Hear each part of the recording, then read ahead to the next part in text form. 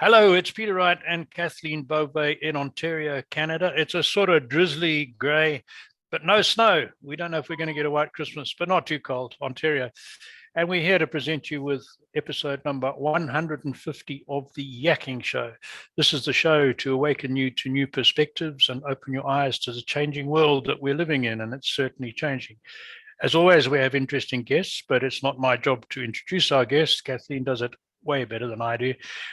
So first I must welcome our co-host Kathleen, and I've got to give her a bit of a plug before I get her to start talking. She wears another hat, and that is to help you with any of your IT recruitment and development needs. So if you've got problems in that area, give Kathleen a shot. Anyway, welcome Kathleen. How are you today? I'm doing great, Peter, and thank you so much for that. And thank you all so very much for tuning in to our show. We so appreciate you, and we love reading your comments, so please keep those coming. And if anyone out there is interested in being a guest on our show, please don't hesitate to reach out to either Peter or myself. And as Peter mentioned, we do have another special guest with us today. His name is Bryan Rhode. Welcome, Bryan. How are you? Hi, Kathleen. How are you doing this afternoon? Great. Bryan, you are the owner and founder of Acumen. That's a men's fashion line that gives men the tools to feel and look professional. For our audience, can you give us a little bit about your background and how you came to start this innovative business? Sure, Kathleen. Thank you. And Peter for having me. It's terrific to be with you guys this afternoon. Our pleasure. So my story is a bit meandering. I started after college. I went into the military, into the Marine Corps, which kind of ties back into Acumen later. And for those of your listeners who might have an image of a United States Marine in a dress uniform and how sort of crisp and sharp they look, there's reasons for that. One, those guys tend to be in great shape, but also they have a couple of accoutrements that they use to keep those shirts tucked in and pressed and looking sharp. And after the Marine Corps, I went off to law school and did a couple of other things, but eventually made my way to entrepreneurship. And when I was trying to decide what to do, I looked at some of my experiences in the Marine Corps and how those guys look so sharp. And I tried to apply those lessons to Acumen. And the ethos of the brand, really, you hit on it earlier, is to empower men to look good, look sharp, look their best, particularly in the professional environment, but not just there, and give them the tools to overcome problems that may prevent them from doing that and allow them to go out in the world and win. So I think you've answered part of what I wanted to ask you, but was there anything else particular to your Marine experience and your military background that really inspired you to start this type of business? Yes, there was. Well, first of all, it was just the idea of creating something that's yours, where you can use initiative and really take on a mission and a purpose and pursue that and hopefully accomplish something meaningful for a broader public. So what we've tried to do with Acumen is take not only style and top-notch fabrics and quality, but make it utilitarian. So, we can talk in more detail in a minute, and I don't want to jump the gun, but, some of the techniques and some of the technology and products that we've developed are about overcoming problems. So I spent many years both in uniform, but also many years in the office, many years in the courtroom, dressed in suits, and I know what it can be like to be in front of a group of people having to do a really important presentation or a closing argument in front of a jury, and how if you look sharp and you know that your attire is put together, that you can then focus your attention on the task at hand. And if you're not that way, it can be very distracting and befuddling, and you may not perform to your utmost potential. So again, with us, with Acumen, what we're really trying to do is empower men in those environments. And whether, again, it might be the office environment or it might be just a first date with a lady you really like and you want to look your best and you don't want to be worrying if your shirt's hanging out in the back or if your socks are, wrapped up around your ankle and half your legs showing. So we try to overcome those issues for guys so that they can focus on the task at hand. Excellent. So you've actually concentrated on three items: the shirts, the socks, and the stays. Why did you focus on those three things? That's a great question, Kathleen. So I was working in the corporate world after I had sort of left the law. And I don't know if you're aware, Peter probably is, but back when I was a lawyer, we had really baggy shirts, baggy pants with pleats in them. But over the last couple of years, things have really kind of slimmed down a little bit. Yep. And I liked that. But I found, because the shirts in particular tend to hug your core a little bit more, every time I got up from my desk, I was having to tuck my shirt back in. So I'd mentioned those Marines in dress uniform earlier on, one of the techniques that they use to keep those shirts tucked in tight and look as sharp as they do are things called shirt stays. And they're just elastic bands that connect your shirt down to your socks, and you can tighten them and adjust them, but they keep your shirt tucked in, and they're very effective. Unfortunately, the ones that are normally on the market aren't that practical for daily use. You have to attach them to the shirt, you have to attach them to the sock. It takes some time. It can be difficult. Sometimes it doesn't actually stay attached. So what we developed was a patent pending set, and we call it the Acumen Set, where it is an amazing dress shirt cut really well, top materials, amazing patterns, a set of shirt stays that's designed just for our system that work only with our shirts that clip in very easily. And then socks, which I promise your listeners, and I promise you are the softest dress socks you will ever wear. And they have a special mechanism, a little loop that you can hook the shirt stays into, and it all goes together, and it's a piece of cake. And you can buy any of those elements on their own, particularly the shirts and the socks. For some of our customers, that's what they do. They're not interested in the shirt stays, but that's the system, that's the set. And again, the problem we're trying to overcome with those is keeping the shirt tucked in. And again, people in the professional environment, you're going for that big board presentation, or you've got a big client pitch. The last thing you want to do is stand up in front of the room, think you nailed it, and then sit down and realize your shirt tail's hanging out the back or something like that. I'm sure many guys have had that experience. I mentioned the first date, you go out with that girl you really like and can't figure out why she won't call you back. And then you look at a picture from that night and you realize, your socks were hanging around your ankles or something like that, some kind of apparel faux pas. So that's what we're trying to help guys overcome, again, so they can focus on what they really want to focus on. Okay. You don't get a second chance to make a first impression, as they say, right? Exactly. That's right. That's exactly right. Exactly right. So you wouldn't believe it looking at me now. I know I've been a farmer for the last part of my life, but I also was in the corporate world at one stage, and before that in the military. I lived in Africa and was called up for national service, which lasted on and off for 10 years. And I know in our initial training, we were doing parade ground drill and all that sort of thing. And we had some really tough sergeant majors who gave us hell if we looked one whisker out of line on an eyebrow or something. So we had a very good batman in our barracks, and we got him to tailor one shirt, one of our army dress shirts. He would tailor that so that it really fitted snug. And it was wonderful when you were on parade. You looked really good. But the moment you bent down, you were in trouble because the thing came out. So I know exactly what you're talking about. Yep. And I've had some of those misadventures in the corporate world as well. And even silly things like wearing the wrong color suit for a meeting when the color was particularly important. You're absolutely right. You feel so, second grade if you haven't got the suit that matches up to the other guys. So I hear what you're saying. Yeah. So is that the way? We didn't have shirt stays when I was in the army. Is that the way you did it in the Marines, though? That you had your close fitting shirts that look smart, and you had your stays to keep them down? Interesting. Yeah. So we would use shirt stays in the Marine Corps, and actually even when I was in the Marine Corps, the shirts were a little bit baggy around the middle. Mm-hmm. So we had something called the military tuck, where you tuck it in the back so that it's more form fitting around the core. Yeah. One way we've tried to capture that just in the cut of the shirt. And so we have the shirt sewn and built a certain way where hopefully you don't even need the military tuck, and the shirt stays will keep it tucked in, and it really looks great and it really works well. I'm wearing it right now. So very good. That certainly looks good. Yeah. Good. I was just about to ask you, Bryan. You anything else to ask? Yes, I was just about to ask you, Bryan, do you have a set that you can show us on camera? I can. I'd have to step away from my computer for just a minute to grab one, but if there's a good time to pause and do that, I can certainly grab that and show you. If now's a good time, I'll do that. Sure. I think it's important for our audience that are watching the video so they know exactly what we're talking about. You go ahead. Go ahead. Absolutely. I'll be right back. Give me just a sec. I should have asked to bring them on.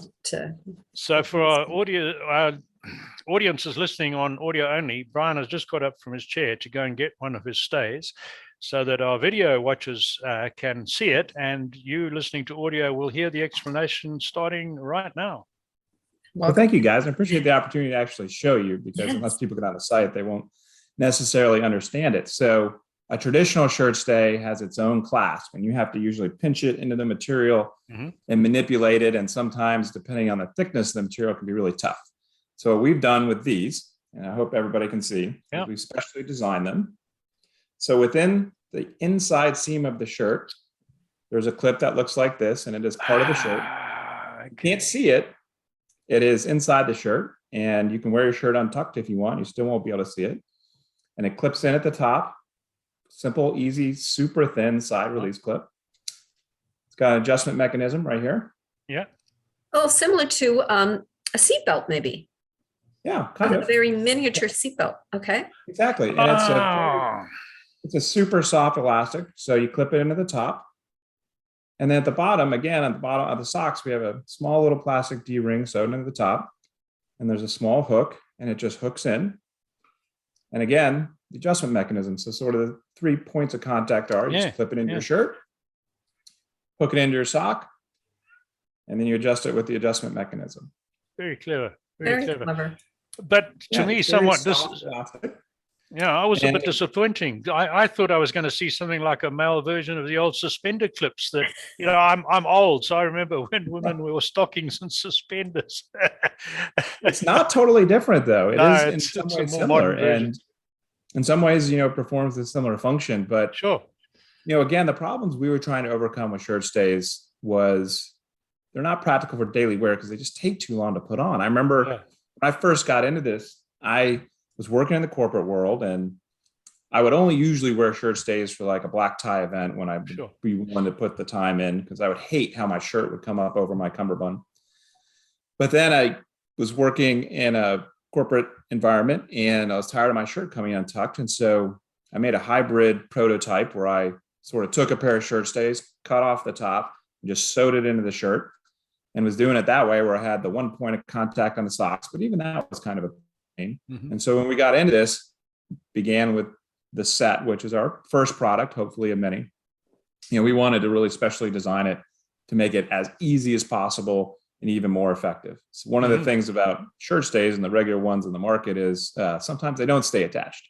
And that can be a pain and very annoying and sometimes painful, depending on how tight you have them. But these are just much more secure. They're much easier, and they're much quicker.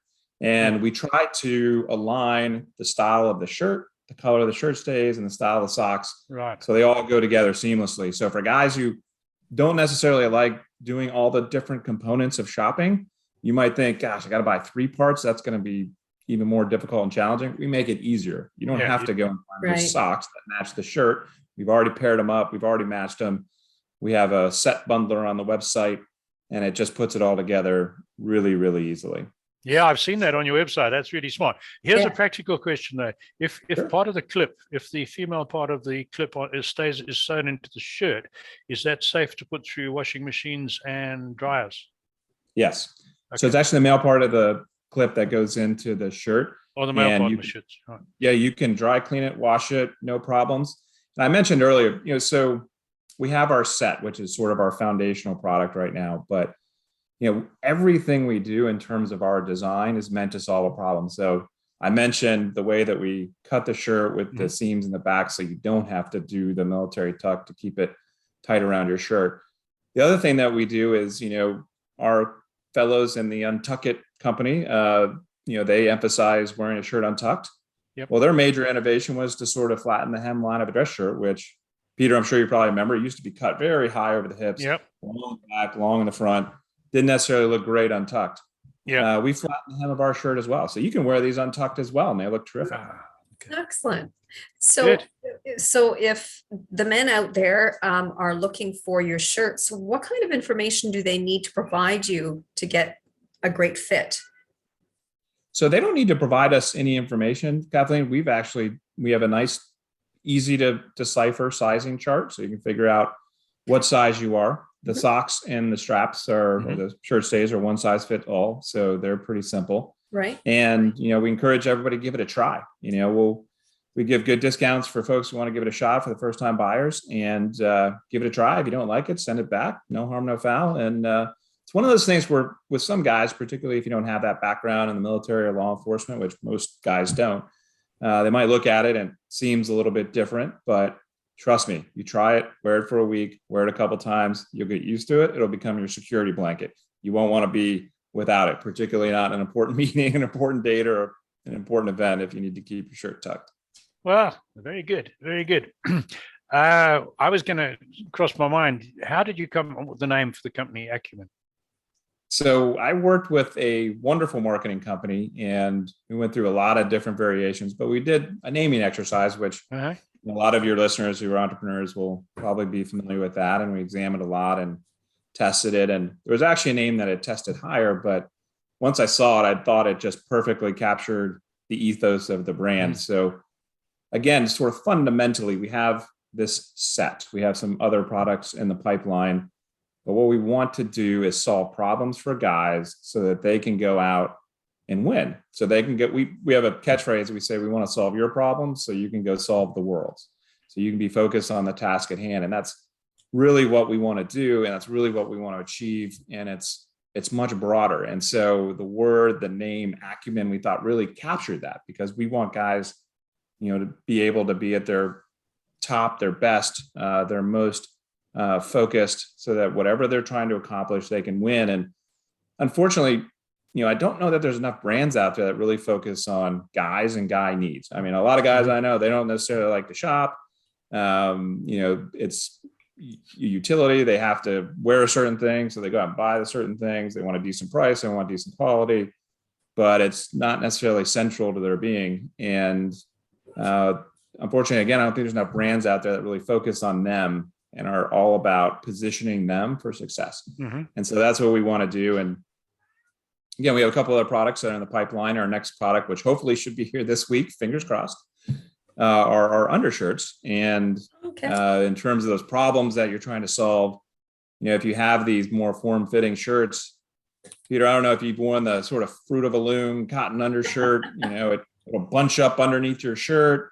You wash it and it's a third of the size of when you bought it, and it's all bunched up around your waist and hanging out there. And once it sort of comes up above your belt line, you can't get it back down unless you go to the bathroom.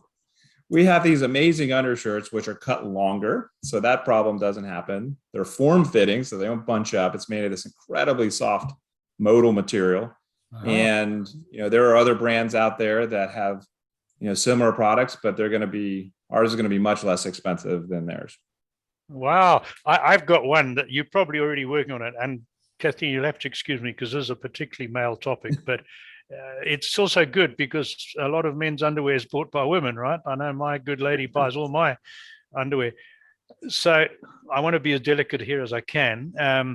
When I was younger, I wore jockey briefs, and I would say right up until my 40s, 45, 50, they were fine, never a problem. And then as I got older, I found they didn't work so well. And I had put on a little bit of weight, but in actual fact, I still weigh the same as I did when I finished my basic training at 18. So just the weight shifted, where it's located, as you know what happens. But I've really struggled ever since to get decent underpants. And I've spoken to a lot of guys, older guys, 60 plus, and they all have exactly the same problem. So it doesn't matter what style we buy, what cut we buy, what brand we buy, none of them feel good. So I think if you could come up with a pair of underpants that men over 50 found comfortable, you'd have an absolute winner. I really do. So Peter, you hit the nail on the head. That's actually our next endeavor after. There we go. To solve that problem. I had the same problem, but in a different way. So, for the audience members who used to watch Seinfeld, there's the Costanza wallet, which is giant and big. And I have the Costanza wallet. I always have. I've never been willing to let it go. And I would find, particularly with my dress pants, if you're wearing boxer shorts under there, it just, I was always having to, readjust because the Costanza wallet was, messing up all the alignment. And that's our next endeavor, is to solve that problem. And I think we have a good line of sight on how we're going to do that. And excellent. We're in the design phase right now, and it's going to be a little bit different. And again, all the things that we do, we really try to innovate and think outside the box. It's going to be a little bit different. And Peter, unfortunately, with a lot of guys, they take some convincing. They're just very set in their ways. This is how I've been doing it for many years. I can't imagine doing something else. But interestingly, another thing that you said about, my lady buys my underwear, with this concept, again, sometimes with guys, it takes a little convincing, but the ladies get it right away. Straight away. I know. They see it, they instantly like, oh yeah, you need that. Your shirt's always coming untucked. You should wear that. And they have no compunction. They don't hesitate for a second, where guys might, deviate or not want to deviate from how they've always done things or always worn things. So that's what we're trying to do. It's innovative and outside of the box thinking, but hopefully does solve the problem. I'm going to be watching your website regularly and I'll be one of your first customers when you got that sorted out. So I went a little bit off track there, but I think it was interesting because I know that I'm not alone. I'm not alone in the problem. So no, and as you've just said, you've experienced it too. So Kathleen, sorry, let's turn it back to a more general topic, and I'm going to hand over to you for a minute. That's okay, because I have another idea too. If you are interested in hearing about it. Yes. But, first of all, do you sell your clothes internationally? We haven't yet. We haven't made any international sales, but certainly open to it. Excellent. Yes, I agree. I think there would be a huge international demand because people, I know, English, British, European, I'm not so sure about the Australians. They're a bit of a sloppy bunch, I think, but apologies to Australian listeners and my old stamping ground, South Africa. They're a sort of rugby shorts and bush hats, but never mind. Yeah. But certainly there's a huge demand, I think, all over the world for guys wanting to look smart.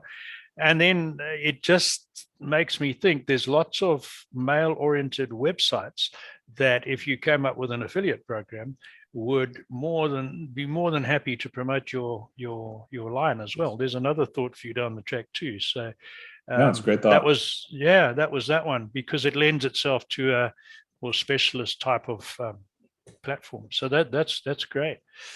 Yeah. So here's my idea. Kathleen, you go with your idea. Yes, fire away. Sweat pads for your undershirts or your shirts. Yes. Yes. And they're very uncomfortable. Like if do you know what I mean, Peter? You can actually buy these pads that you can insert under your arm, in your armpits, that will have an adhesive to them, and they stick to your undershirts or your shirts. But they can be they move, and you end up with having a but anyways, it's a great idea, Kathleen. There's, I tried a number of undershirts when we were designing the ones that we have. And one of the things about undershirts, particularly if you buy a more expensive one, is, they start to get those stains under the arms. And it's the same with shirts, dress shirts. I don't know how many great shirts that I love that, after a period of time where the shirt is otherwise still in great shape, but, you have those stains and you really don't want to wear it out anymore because it just looks, unattractive. And that's a problem that we are definitely focused on and trying to solve as well. And looking at some of the different possibilities out there. But you're right. It's one of those things where I'm sure a lot of guys will come back or appreciate and say, yeah, I hate that. I had to throw away my favorite shirt and it was still fine because it had those stains. And that's unfortunate. I've seen a couple of different companies that have tried to take that on, but I don't think anybody's quite nailed it yet. Good one. Yeah. Good one. So here's another radical idea. Are you going to get a woman involved and have a parallel sister line for your Acumen, like a ladies' Acumen? Because Kathleen was complaining about bras the other day. We won't go into that, but when we were talking, we looked at your paisley shirt, and I said, I remember I had a paisley shirt, and this led to the discussion of many years ago. There was a woman's shirt that, as Kathleen says, was shaped like a leotard, right? It had this extra piece, so it was like a leotard, and they look really smart because they never rose up. So that just makes me think that maybe there's, I don't know about the shirt tuck stay, should I say, but there may be an equivalent that would be good for women's fashion. So yes, we could start AcuWomen. AcuWomen, yeah. There we go. Yeah, got the name already. Yeah, AcuWomen. Yeah, it shouldn't be limited to just men. Yeah, so it's interesting you mentioned that because one of the brands that I'm really trying to emulate with Acumen is the brand called Spanx with Sarah Blakely. Yep. Oh yes. What she's done. She fundamentally started with a similar problem or an issue that she was trying to solve, and so there wasn't anything on the market that really solved it. And she went around to a bunch of factories and tried to pitch it and get somebody to make it, but nobody really understood, mainly because a bunch of the factories, or most of them, were run by men and they didn't really understand how hosiery or shapewear was supposed to work. But she built that brand off of that. And it was a very similar ethos for what we're trying to achieve for men. It was empowering women, solving their problems, making great products that look terrific, but also try to solve an issue that many women experience. So try to learn from her expertise and what she's done. And obviously she's been enormously successful and is just a fascinating entrepreneur. Yeah. We want to do something similar if we can. Excellent. Excellent. So you've answered what we were going to ask you more about future developments, and we've covered that. Now you've got some brilliant ideas there. I'm going to throw one in that I hadn't thought of until we started talking. And again, this is back from my experience when I finished my military training. The guys that came out of that training fell into two camps. The ones that had been energized and started thinking out of the box, as you have done because of their military training, and the majority, unfortunately, who had been so conditioned to being told what they should do every minute of the day for many months or years, and went into careers that suited that mentality and never got out of that mold. Yeah. Am I on the right track? Have you seen something similar? Yeah, I mean, it's probably happens oftentimes. And, in other ways, I've seen certainly other veterans struggle, particularly, since the past 20 years have been very intense in terms of combat deployments and such. I have plenty of friends who I've seen come back and struggle to find a new path, a new role. But you're right, some of them just springboard out of the military. They take all those amazing lessons, that responsibility, that innovative spirit, the ethos of trying to accomplish the mission, no matter what the obstacle. And some have certainly stagnated. And, we, particularly with Acumen, as we grow and develop, the one area where we want to focus on from a more public-minded perspective is on veterans. And so one of the things that we've been tossing around when we get to the point where we're able to do it is we're hopeful that we can really start to connect with groups that assist veterans as they transition out of the military. So, we'll donate sets of shirts, stays, and socks so those guys can go out and do their first interview and hopefully get the job and be the springboard instead of the one who may not know what the next step is. But definitely something, Peter, as I'm sure it is for you, near and dear to my heart. And it's interesting. My sons are 11 and 13, and they're starting to ask some of those things about my experience in the military. And we're going out to California here in a couple of weeks, and I'm going to try and take them to the base where I used to serve on and introduce them. Some of my friends who still serve, and I'm never really far from it, and it's always close to my heart. So think about those guys, and anything that we can do to help them make that transition. To your point, and be the I can't remember if it was the former or the latter, but the one that sort of springboards into that next phase of life. Yeah, for sure. No, that's very good. Great to hear that. Yeah, because I feel when I read about the problems of veterans in your country and ours and elsewhere, I feel very bad that it didn't. My generation, for some reason, it didn't seem to affect us as badly, but more recently, it seems to have been a problem. Yeah, good one.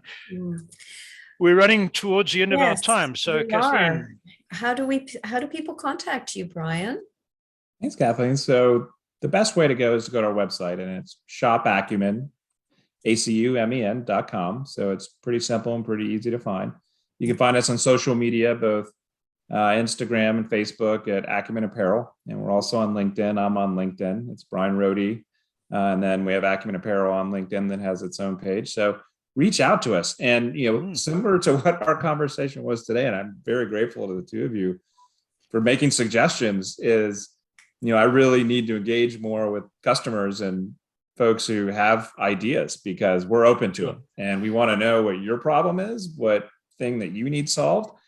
And I hope you'll try us out and grow with us and help us build out so that we can solve all of those problems and really, again, be that brand to empower guys, fix your issues so that you can go out and focus on solving the world's problems.